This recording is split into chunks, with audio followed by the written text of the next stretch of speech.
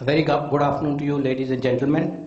At the outset, I would like to thank Hyderabad industry for making this program so lively in the first session.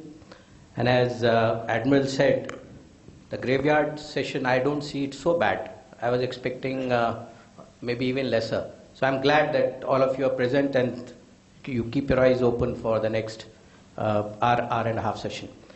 I would like to give a very brief overview of starting from, helicopter view, 40,000 feet, and come down to from the economy to the defense, and in defense, in manufacturing, and manufacturing potential, the big players, the SMEs and MSMEs, and what are the opportunities for MSMEs? What is it that they need to do to become a part of this big opportunity? And what are the challenges and the pitfall that they need to guard against? And give you one case study to wind up how L&T is doing this work for one of the programs out of 100 odd that we are doing. So starting with the first slide, we look at the GDP size. Now here on the first top of the graph are shown 10 major countries in terms of the GDP as well as the growth rate. A very interesting slide, ladies and gentlemen, and that shows and indicates the importance of India in this space. India is coming at number 6 with 2.3 trillion, whereas USA is at number 1 with 18.5 trillion and Canada is 10 with 1.5 trillion. That is the size of the GDP. But what is interesting is the red graph, which shows the growth. And you see the growth, India outshines everyone. And this is the golden opportunity and the time that we are located in and the opportunities that are available for us to harness. What is being stated, and it has been stated earlier also in the day, that by 2025 India will move to spot 2 or 3. That means it is definitely going to overtake one of US or China. And going forward by 2030 they say it would be at number 1 place. And this is when we're talking about a single digit growth. As you know, in 2008-9 we have 13-14% growth. But this is what World Bank is also talking about, that, and IMF is saying that India would be able to sustain 7+. Now, where does this show what is our area? Defense manufacturing or start manufacturing. If you take the pie chart, which is given as the percentage of GDP, manufacturing is only 17% of the total GDP today. Majority is services, which is 56, and agriculture and others. What is also stated, which was done in the September 2014 when the Prime Minister, Honorable Mr. Modi, he launched the Make in India. He said in the next 10 years time, that means by 2025, defense, the manufacturing would be increased from 70 to 25%. Now this mere 8%, what does it imply for us? Now, if we have to go to 25% by 2025, then from now till 25, we have to attain a compounded annual growth rate of 12%. That means the economy, which is from 25.5 lakh crores, would reach 72.5 lakh crores. Now this I am just telling you the magnitude of the opportunity. Now if you look at what are the key statistics as far as the defense is concerned. Now I'm coming down from 40,000 feet to the defense area. The share of the defense capex is about 1.65, and though every defense minister bids for a higher percentage, so far it has not been given. But looking at the kind of geopolitical environment we are living in, the Doklam happening, on our western front, neighbors becoming restless, and most importantly, the latest development happening in the Indian Ocean, with China not only creating islands within the South China Sea and creating those 9 dotted lines, and everything west of those is Chinese territory. It has also started operating the nuclear submarines in the Indian Ocean region in our very backyard. And that is what has changed the status quo. And this changed status quo would demand a defense budget going up from 1.65 to 3%, which would mean a spend of about 16 lakh crores. And if we take that 30 to 70, which Dr. Abdul Kalam said in 1990, happens by 2025, then we'll be looking at about 8 lakh crores in the next 10 years for the defense, considering we are able to achieve 50% indigenization. Now, ladies and gentlemen, defense is the only sector which has got the highest multiplier. When I say multiplier, multiplier translates into every 1 rupee that I spend on any other sector, that 1 rupee that I spend in defense will give me 7.5 rupees worth of GDP growth. And we spoke about internet coming out of DARPA. We know all the management and CPM, PERT, everything coming out of defense, including the mobile communication. And that is the potential that the defense manufacturing industry has. So if we translate that, the 8 lakh crores becomes 60 lakh crores in the next 10 years. So we are looking at virtually 6 lakh crores per year. And if we take 50% manufacturing, it would be 3 lakh crores per year for the next 10 years assured. What are the benefits of this? We're talking about self-reliance, and I mentioned we need to move from 30 to 70.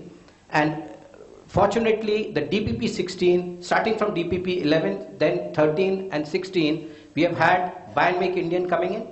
We got Make procedure getting qualified, and now Make 2 coming in, which is where the innovators and this DIIA comes in. Because now you have a possibility, if any of you have a product which you have indigenously developed, and it meets the army requirement any which way, you can put up an unsolicited proposal under Make 2, and if it meets the parameters, and army and the armed forces are mandated to try it out, then an RFP would be issued. So at least you have an opportunity of getting an order. And that is what is the self-reliance, because you can't have a nation of India's size and aspirations hoping to be a global superpower to be dependent on its security or sovereignty on foreign nations. We have to develop it over here. And that is the motto of DIIA, and that is what all of us exist here for. And as Muralidhar Rao ji mentioned in the morning, exports. Finally, exports have got multiple benefits. Number one, India, the market is limited, and with the nomination still going on, there would always be a challenge of what is the kitty available to the private sector. Notwithstanding DPP 11, 13 and 16 and IDDM and Buy and Make Indian happening. So to break the scale, you have to go for an export. The second advantage of the export is when you're going to export, they will see your product against the global best. And if you want to win there, you have to be improving your standards and coming to the global best standards. So that is the incentive of going for exports.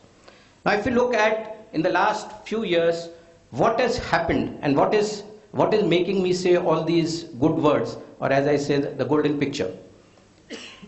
Make in India, September 14. Thereafter, we had the dependence on imports have to be reduced, has been mandated by these 3 DPPs, and increasingly more and more programs are coming under the Indian companies, whether it is public or private. The change that has happened in DPP 2016, where they have made a priority, and the top of the priority in 13, it was Buy and Make, Buy Indian, but in 16, a 0th category, I say it's 0th because it's even above the first priority, is IDDM. That means, that is what DIIA's motto is, indigenously designed and manufactured product. That is what gives an opportunity that if you have a product, then MOD has got no option but to give it to the 0th category, which is above the first priority.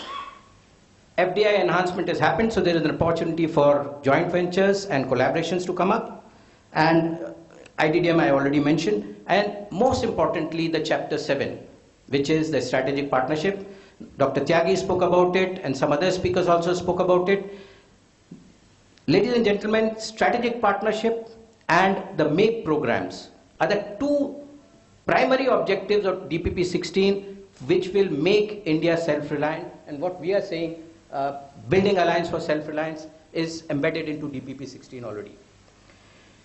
Now, how does this structure will look like? You'll have a foundation of R&D and advanced manufacturing technologies, and 3 pillars. Government R&D, which is under the DRDO and labs, and the IITs and the various other academia. The users, that is the service headquarters, we got an army officer sitting over here. And of course, the R&D or the innovation that happens in the industry. Only then would be able to create a defense industrial base in this country, which is non-existent today. And this is the roadmap that we have to look at. And now we see where does the industry, the big players and the small players fit into this mosaic that I have just drawn. What was it hitherto and what is it now? So if you look at the past approach, DRDO was entrusted with the main design responsibility, and if it could not develop, go for import. Academia and public and private industry involvement was there, but it was there only as a tier 3 or tier 4 player, not even as tier 1 or tier 2. The ordnance factories and DPSUs were the prime contractor. If the technology was coming, if the program was under buy and make, then the technology was coming from the foreign OEM and the know-hows were getting absorbed. The know-whys did not come. So when you have to go for the Mark II, you again go for a TOT to the foreign OEMs. So this is what it was. 2001, 2002 was when the industry got opened up for private sector. But now, in 2017, we now look at the various stakeholders, the DRDO, DPSUs and users who were already there in the existing, but two new players or stakeholders get added, private industry, big players, SMEs and MSMEs, and academia and DRDO R&D also gets added. And now we need to look at a model where all the stakeholders can collaborate and work towards creating a defense industrial base, which is the need of the hour. Having said that, now let's look at what are the opportunities. Where is the pie? Where is the cake? If you look at the cake, I have just taken very few examples. The values are many times higher than what I am showing. The surface ship program itself, we are looking at not 30, maybe 50 or 60,000 crore of program. And in submarines, there are more than one program, but I am only talking about one program, which is 50,000 crore. So actual value may be 3 times of that. These programs on the naval side are creating major activities, fabrication and special steels, because all these new programs would be using AB2, AB3 or Medani's 301 steels, and realization of subsystem which would be integrated into these platforms. Admiral Nair mentioned that Navy is already decided to make all ships from Indian design. Indian Navy has already decided we will not buy a design from outside. And I think Army and Air Force are going to follow the path. So if the design is indigenous, then indigenous design would have indigenous equipment, and indigenous equipment would be developed and the subsystem would be developed by the MSMEs and SMEs. And that's where the opportunity for the SMEs. And finally, assembly, integration and testing, which is an integral part of that. The potential, design, technology upgradation, skill sets. When you start manufacturing, then you have various kind of skills that would be required. And of course, most importantly, instead of buying from outside and creating jobs in the foreign OEM's country, we will be creating jobs here, very much here in India. And ancillary MSME industries will develop and become maybe a leading player in the days to come, part of the global supply chain, or maybe one day become a prime integrator themselves. Let's look at the land system opportunities.